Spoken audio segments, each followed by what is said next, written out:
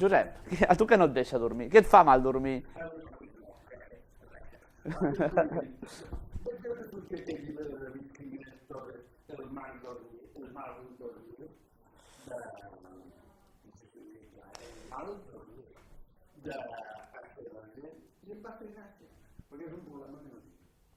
Jo tampoc. Vaya dos, aquí. Dos tios que dormen de... I parlen del llibre del mal dormir, que és un llibre molt enginyós de com està escrit.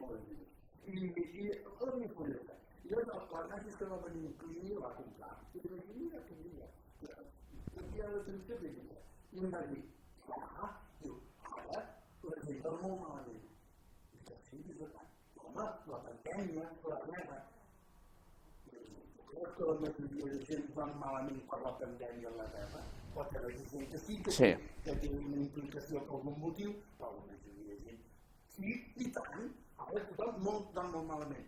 Dic, que no, que Tu que dorms bé.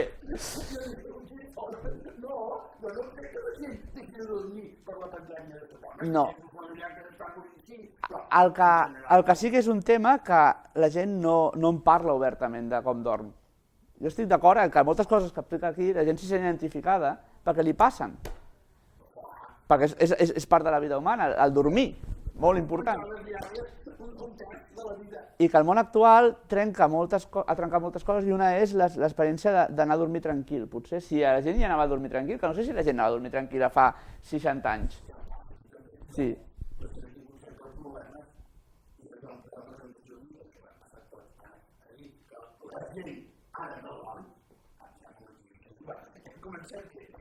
Sí.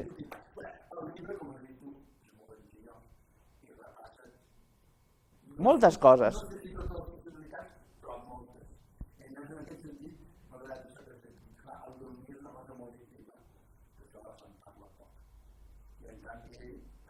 I a més, del dormir, que és una cosa quan en realitat estàs dormit, que també ho diu, ets tu el que no ets conscient. Et poden veure com tu dorms, però tu no, perquè estàs dormit.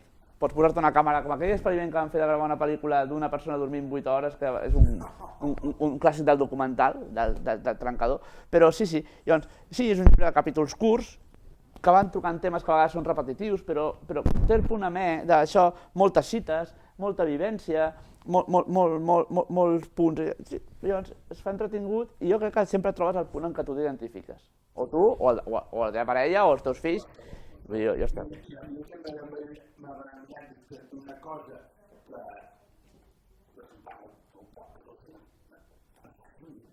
un llibre, sí. I a més, el publiqui, és el primer premi de no ficció de llibres, o sigui, és el seu propi premi, que diu, hauran vist alguna cosa, no? Doncs això, el recomanem perquè si no podeu dormir, teniu una eina fantàstica.